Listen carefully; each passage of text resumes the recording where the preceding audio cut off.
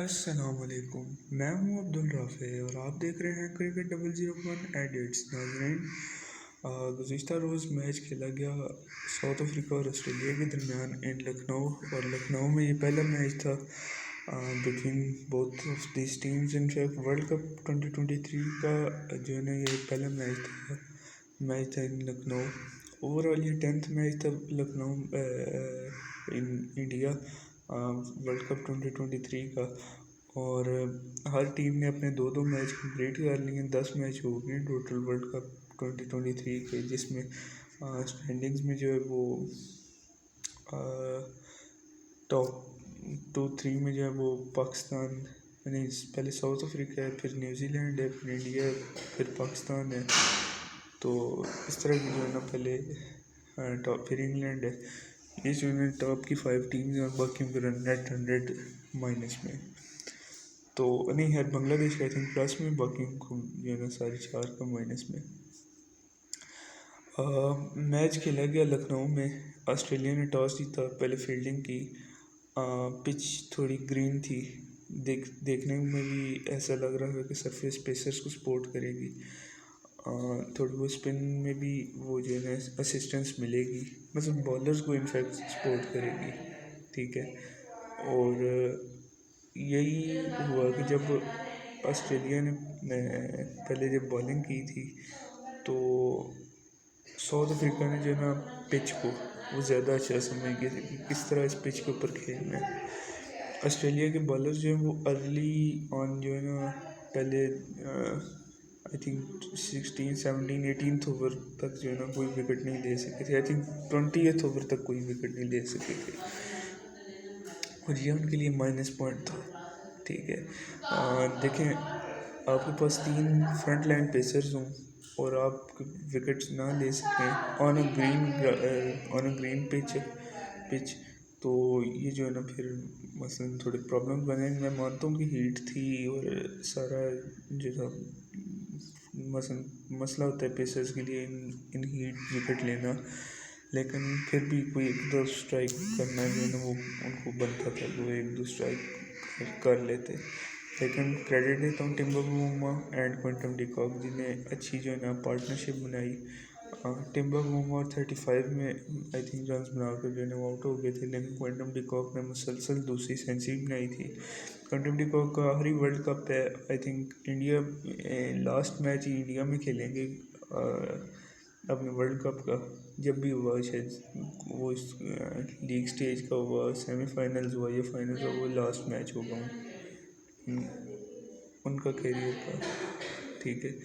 तो उनके करियर का लास्ट मैच होगा, फिर उसके बाद वो कभी भी नहीं जो ना इंटरनेशनल वनडे इंटरनेशनल मैच नहीं खेलेंगे। ठीक है। और वो यादगार बना रहे अपने वनडे कैरियर को। ठीक है। दो कंसेक्यूटिव सेंचुरीज बना दी। और ये तो सेंचुरी जो है ना इनकी ज़बरदस्त थी कि अगेंस्ट एक अच्छी टीम।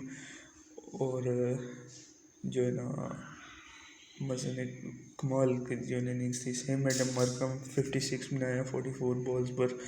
एक मैच फिनिशर का जो है ना रोल उन्हें अदा किया है। ठीक है। देखें, अब ऑस्ट्रेलिया हारी है, दो में से 2 मैच हारी है। प्रॉब्लम क्या है ऑस्ट्रेलिया की टीम से? ऑस्ट्रेलिया की टीम में प्रॉब्लम ये है कि यार इनके जो स्पिनर्स हैं वो नहीं उस तरह का एग्जीक्यूट कर पा रहे। ठीक है। आप देख सकते हैं कि Adam Zampa totally out of form है। ठीक है। ये वर्ल्ड कप से पहले भी आउट ऑफ फॉर्म थे, साउथ अफ्रीका की सीरीज़ में भी आउट ऑफ फॉर्म थे। देखें, इनने एक मैच में 113 रन देकर 10 ओवरों में 5 विकेटें ली थी, जिसमें आई थिंक साउथ अफ्रीका ने टारगेट भी 400 समथिंग का दिया था। ठीक है। देखिए, मैं इस बॉलिंग को बॉलिंग नहीं मानता, क्योंकि आपकी इकोनॉमी रेट नहीं है इसमें मेंटेन हो रहा। यही चीज़ मैं डिमांड करता हूँ पाकिस्तानियों से कि जब शादाब खान बॉलिंग कराता है वो विकेट तो एक ले लेता है, लेकिन उसकी कसर जो है वो पूरी कर देता है कि वो स्कोर जो है वो काफ़ी उसका इकनॉमी रेट हो जाता है। ठीक है। और वो फिर विकेट लेने का क्या फ़ायदा उस वक्त? चलें, ब्रेक्स ऑफ फॉर टाइम भी आपको मिल जाता है, लेकिन जो है ना फिर वो चीज़ नहीं रहती, वो कंसिस्टेंसी नहीं रहती। ठीक है। सेम एडम्सन पे ये भी कल 10 ओवरों में 70 रन चाहिए। ठीक है। मैं मानता हूँ कि थोड़ा एक्सपेंसिव रहे हैं, लेकिन एट द एंड ठीक है। जो है ना साउथ अफ्रीका ने 311 रन पे जो है ना वो रिस्ट्रिक्ट किया, जो कि एक अच्छा टारगेट था साउथ अफ्रीका के ऑस्ट्रेलिया के पर्सपेक्टिव से। ठीक है, उसकी वजह ये है कि इंडिया में जिस तरह के रन्स पड़ते हैं, खैर पिच भी नहीं थी उस सेंस में कि जब हम बोलेंगे 400 वाली पिच थी, पिच भी बस इतने ही रन्स थे ऑलमोस्ट। ठीक है, ये 311 उन्हें बनाए, ज़्यादा से ज़्यादा मार्जिन देकर आप ये कह सकते थे 330 तक रन्स बनने थे, इससे ऊपर नहीं बन सकते थे।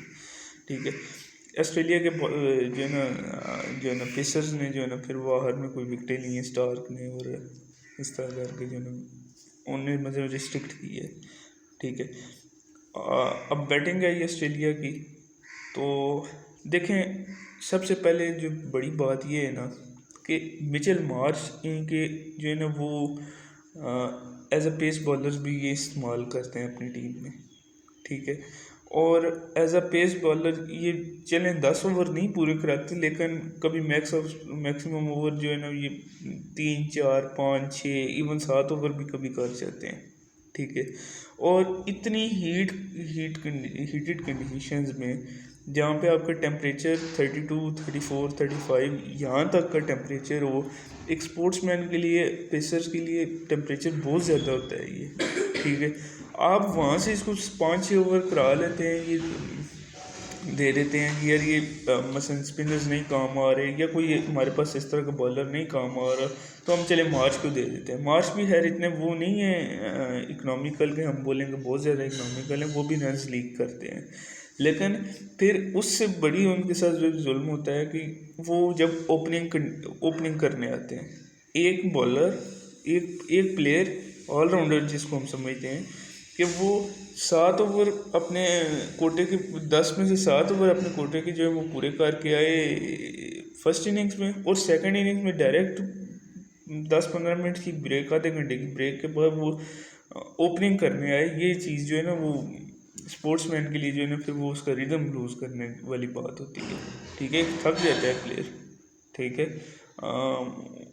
मुश्किलात होती हैं फिर आप लोगों को अपना वो सारी चीज़ काम डाउन करने के लिए अपनी, ठीक है, ऑन द फील्ड जो आपने फील्डिंग की है या अपना एज अ पेस बॉलर जो आपने की है, वो फिर आपको चीज़ें काम डाउन करने में थोड़ा टाइम लग जाता है। ठीक है, और मिचेल मार्श का मैंने ये हिसाब लगाया कि वो जब आ जाते हैं फिर वो थक जाते हैं एक हिसाब का। ठीक है, इसलिए उनकी जो है ना फॉर्म नहीं चली, क्योंकि इंडिया के खिलाफ जो इनकी सीरीज़ थी उसमें इन मार्च ने जो है ना अच्छी कारकर्दगी दिखाई थी, लास्ट वनडे में भी अच्छी कारकर्दगी दिखाई थी। लेकिन कंसर्न है डेविड वार्नर के ऊपर। डेविड वार्नर इंडिया के खिलाफ सीरीज़ जो थी, जो 3 वेन्यूज़ पे सीरीज़ थी, वो जो ने 3 कंसेक्यूटिव 50s बनाई थी, वर्ल्ड कप में आके जो है ना बिल्कुल ये मसलन दूसरा रूप है इनका, कोई जो है इनकी कोई परफॉर्मेंस वगैरह नहीं आ रही डेविड वार्नर की। ठीक है, वो तो ऑस्ट्रेलिया के डग आउट को या कोचेज़ को या प्लेयर्स वगैरह को समझ होगी, डेविड वार्नर को भी होगी कि क्या प्रॉब्लम है, लेकिन डेविड वार्नर के बारे में जो है ना कंसर्न है, क्योंकि ये आपका मेन प्लेयर है। ठीक है, इसको आप ना ड्रॉप कर सकते हैं और इसको आप इस तरह चला भी नहीं सकते आगे कि यार ये 2 3 4 पॉइंट 10-12 रन बना के जो है वो आउट हो जाए, तो जो है ना हमारा सिस्टम चल जाएगा। ठीक है, सेम स्टीव स्मिथ चलें पिछली इनिंग में पिछली मैच में जब इंडिया के खिलाफ इन्हें 6 इनिंग्स खेली थी, आई थिंक 46 या 47 रन की, तो कल जो चले आउट हो गए थे, कोई जो है ना वो LBW आउट हो गए थे। देखें एक चीज़ फॉर श्योर है कि अगर वो सेम पिच के ऊपर ऑस्ट्रेलिया पहले बॉलिंग करा रही है और सेम पिच के ऊपर साउथ अफ्रीका दूसरी बॉलिंग करा रही है, इसमें फ़र्क जो है वो बॉलर्स की परफॉर्मेंस का, बॉलर्स की कारकर्दगी का है। ठीक है, साउथ अफ्रीका के बॉलर्स जल्दी एग्जीक्यूट करने में कामयाब हो गए हैं। रबाडा ने 3 विकेटें ली हैं, नगीदी ने ली हैं, जॉनसन ने ली है। जॉनसन तो इवन उनका जो है अब एक तरह का मेन बॉलर बन गया, ओपनिंग बॉलर बन गया। ठीक है, मैं तो इसको एक एज एन ऑलराउंडर समझता था, 5वें-6 नंबर पर खेलने वाले, जिस तरह मार्च का होता है, लेकिन जिस तरह मार्कस स्टोनिस सॉरी होता है, लेकिन जो है ना ये तो हेडमसन एक अच्छा फ्रूटफुल रिजल्ट देता है साउथ अफ्रीका को। ठीक है, फिर वही बात आ गई कि जब आपके पेसर्स ने अटैक कर दिया तो स्पिनर्स ऑटोमेटिकली आपको जो वो 100% रिस्पॉन्स देंगे। ठीक है, और यही क्रिकेट की खूबसूरती है कि एक एक डिपार्टमेंट जब डोमिनेट करता है तो दूसरा डिपार्टमेंट पहले वो देख कर ही वो उससे जो है वो चीज़ें लेकर ही करेज लेकर ही जो है ना फिर वो भी डोमिनेट करना शुरू हो जाता है और फिर टीम भी जीत जाती है। यही कुछ प्रॉब्लम जो है ऑस्ट्रेलिया के साथ। अब मार्कस स्टोनिस है, वो भी कोई आउट ऑफ फॉर्म है, कोई उसकी रन्स नहीं बना रहे। ग्लेन मैक्सवेल है, वो पाकिस्तान के खिलाफ वार्म अप मैच में उसने रन्स बनाए थे। ठीक है, लेकिन उसके ना उससे पहले कुछ ये चल रहा था इतना खास, ना अब ये जो है ना कोई इतना खास इसकी जो है ना परफॉर्मेंसेज आ रही हैं। तो यही बात है कि जो है ना इसकी वजह से जो है ना ऑस्ट्रेलिया वो नहीं अपना प्लान सही एग्जीक्यूट कर पा रहा। तो मिलते हैं अगली वीडियो में, तब तक के लिए इजाज़त दीजिएगा। अल्लाह हाफिज़।